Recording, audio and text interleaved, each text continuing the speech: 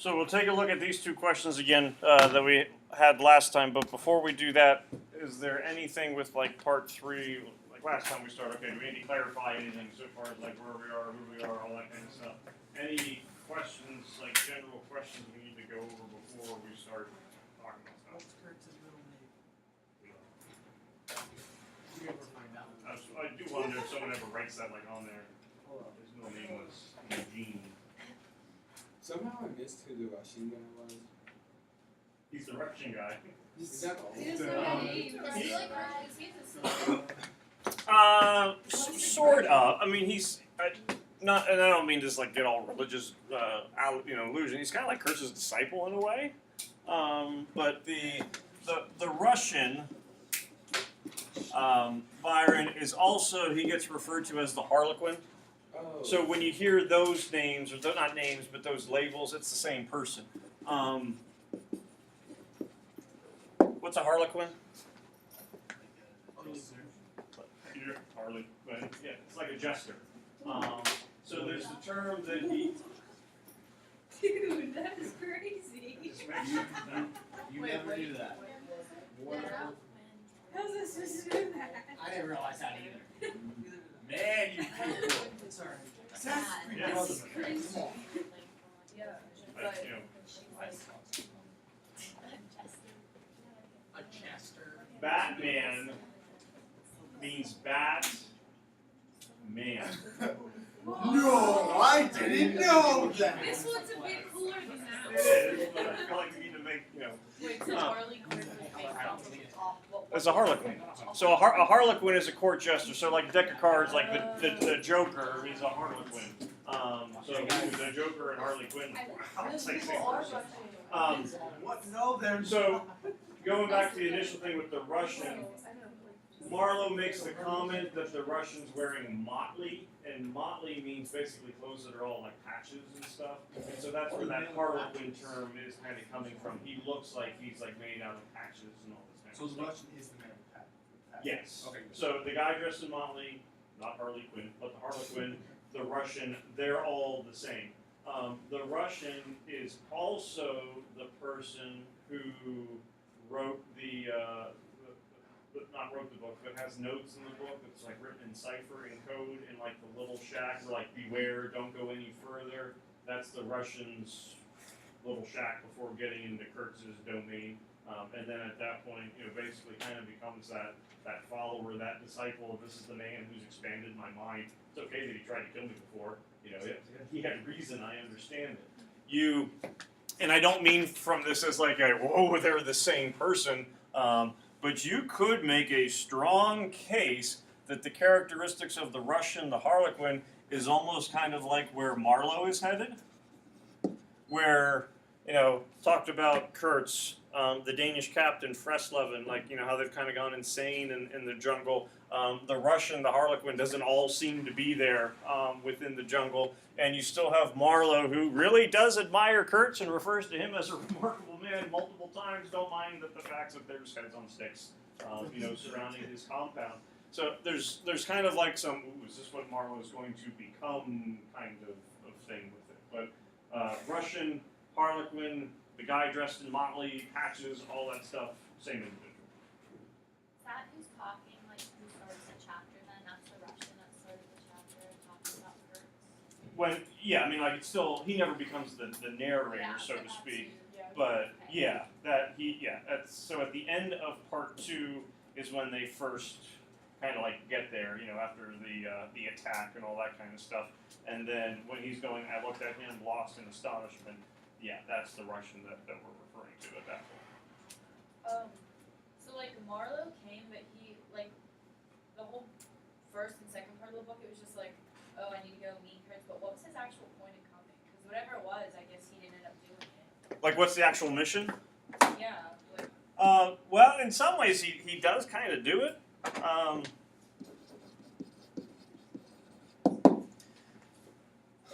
As with everything, it stays very vague. But the mission's essential job is to remove Kurtz. Get him out of there. And there's not everyone is kind of on board with what this mission is. You know, when you talk to the accountant at the outer station, send him my best. I think he's wonderful. Bless you. All that ivory that he pulls in. Who's like the arch enemy, and I don't mean in the sense that they've always been against each other, but who cannot stand Kurtz? The manager, and then you have like the manager's uncle and all these other folks, you know, along with it. But the manager is the one who is definitely out to get him. And certainly those orders do not originate with the manager; they originate with the company. So, and this is kind of paradoxical in a sense. The company says you need to get Kurtz because whether it be that he's lost it, he's gone nuts, he's too violent, he is too inhumane in his actions, we can't have this guy. We need someone else who's going to ruin a civilization in a much more appropriate way. Kind of So thing. Marlo was supposed to take over for Kurtz. Not. I wouldn't say so much take over, but take him out. Oh. You know, just get him out of that post. If he comes home in a bag or a box, okay. If he comes home in, you know, and he's still alive, okay. But we can't. This is bad. We can't have this guy out there doing all those terrible things. I mean, we have morals and values to uphold. We're white Europeans, for goodness sake. You know, tongue in cheek there. So it's, you know, that whole idea of it has to kind of look good what we're doing. This guy makes it not look very good. So we have to kind of eliminate that. Psst, get the ivory while you're there. You know, kind of hint, hint, nudge, nudge thing. But by all intents and purposes, the job is to get him out. He's bad for business. Kobe, do you have a question too? No. Okay. What mean your question Yeah. answered? Is there like no other significance of like the outer and inner station, like the locations, except to like clarify, well, not clarify, like try to vaguely clarify where they were in the actual book? You mean like by those names? Yeah, like you talked about them a lot before we started, and they only mentioned them like twice. I made a big point of where they were because purposely before the book, probably more so than I have in years past, because I think with parts 1 and 2, people, because there are not specific names, get confused, and confusion leads to frustration, and forget this book, I'm not even going to deal with it anymore. Maybe you people are nicer. You folks haven't complained about the book as much as people usually do. It could be that I also just don't listen as much and I don't care. It's a strong possibility. Strong, yes. Works wonderful with 6 and 9-year-olds too. But I made sure to put emphasis on this is the journey he takes. If anything, that you can kind of mentally picture, okay, where it is that he's going. I do think that there is some kind of significance in outer to central to inner. So far as even saying stations. That I don't know if we'll get to it today. If we don't get to it today, we'll talk about it tomorrow. Kind of depends where our conversation goes. I would kind of say, think of this, metaphorically as well. Sean's excited. Yeah, wait. We got it. Or maybe we just go there anyway. Could that be like the closer they get to the inner station, the closer they get to like the inner of Kurtz, kind of like they realize the real Kurtz, kind of. I guess. I'd say kind of what you're doing, kind of what she just said. They're going deeper into the rabbit hole. hole.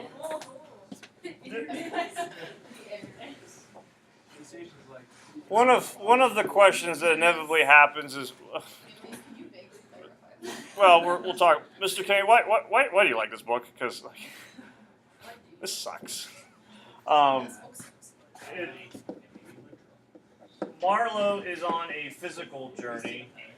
Marlowe, I would say, is also on a psychological journey. And I don't know if he necessarily realizes that all the time. I think by the end he kind of does. but maybe not completely, which sounds really awkward to say. What if Marlowe were to give you like business card? Those are things that people have to tell you their job title. They're kind of being phased out. But if he were to have like his business card, what is Marlowe? Like what is his profession? What's he do? Sailor.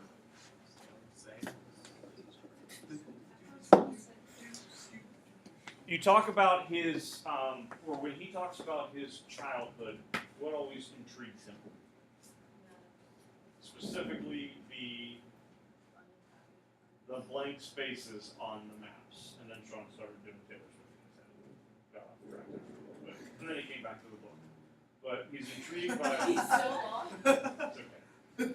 He's intrigued by those blank spaces, and there's always been this one river, this one area that has intrigued him more than any. It charms him like a snake is the term that he uses, and that being the Congo River. So he's a sailor. I think you could even kind of step back a little bit more and simply go, he's a person, who he's an explorer, he's an adventurer. Ultimately, where do explorers and sailors and adventurers like to go? Dangerous places. You said Africa. Anywhere that Disney World. Not Disney World. Oh, I am not a Star Trek fan by any means. Not that there's anything wrong with Yeah. Trekking for life. that. I like Star Wars better than Star Trek. But for Star Trek episodes in the very beginning, you have like the whole introduction, and you would always get Captain Kirk or whomever all the captains were in the next generation and 12th generations, where their whole idea is to boldly go where no man has gone before. So ultimately, where do explorers like to go? They like to go where no man has gone before.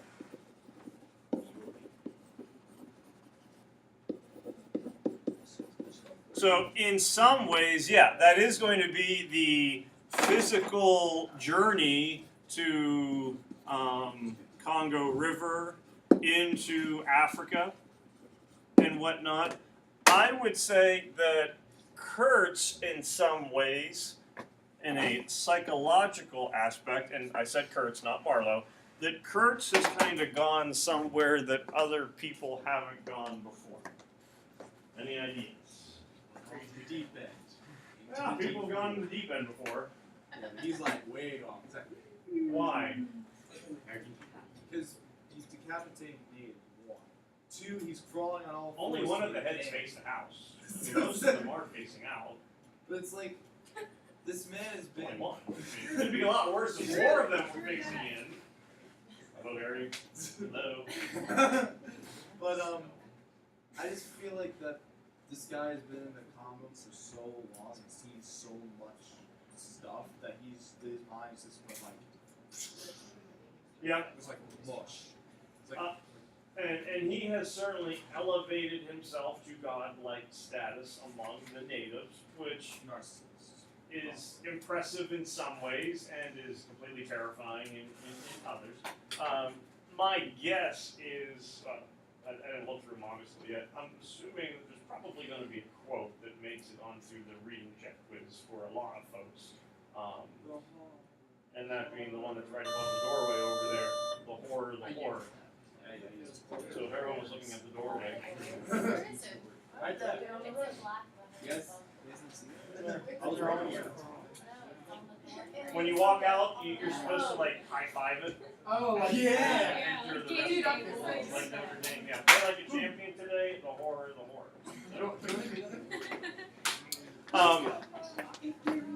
What?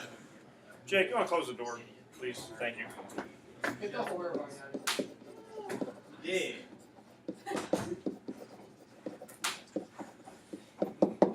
What does he mean by the horror, the horror?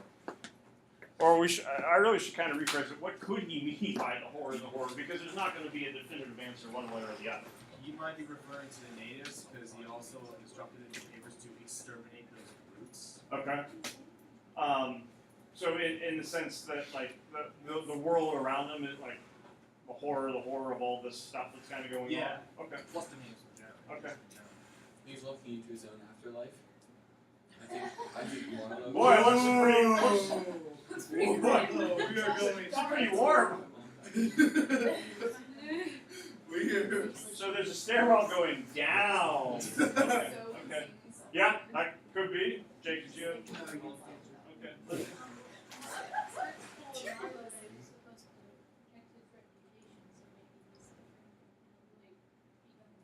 Yeah, this is a pretty hard, difficult reputation to protect, and the Russians worried about it as well. Where he feels like he kind of owes it to him. Kurtz, on page 135 is when he shows up, and then he says the horror on the bottom of page 147. So the guy is in the book physically for like 12 and a half pages. Okay, he's not there all that long. But the name just gets used nonstop. So he is a dominant force, a dominant figure in the book for a guy who's only present 12% of the time, 13% of the time, maybe. Did anyone pick up on what happens to Marlowe very shortly after Kurtz dies? He almost died. He almost dies.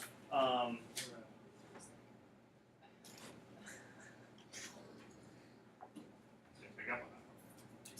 He was talking about his own death, and that's On 148 is where I'm looking at. If you do have your book, I'd say take a look at page 148, just so you can kind of see where all this stuff's kind of happening. I see it.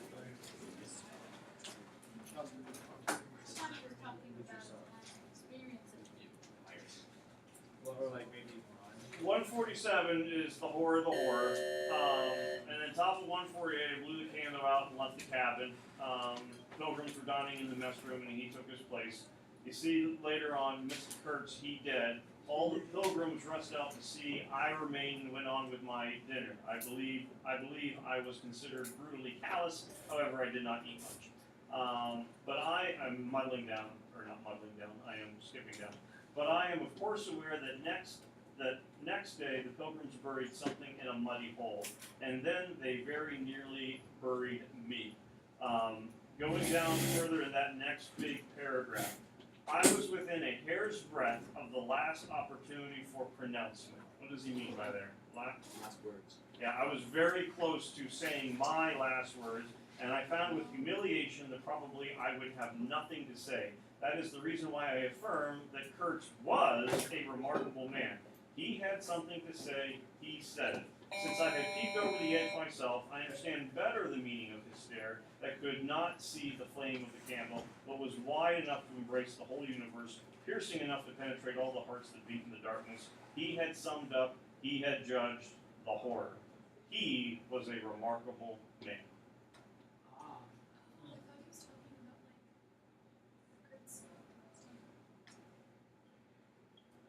What's your,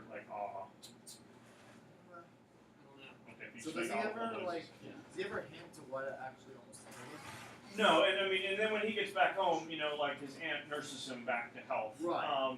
Right. So it could be a variety of things. It could be something as simple as malaria, which is common illness, and it's something that Conrad comes out of the Congo with.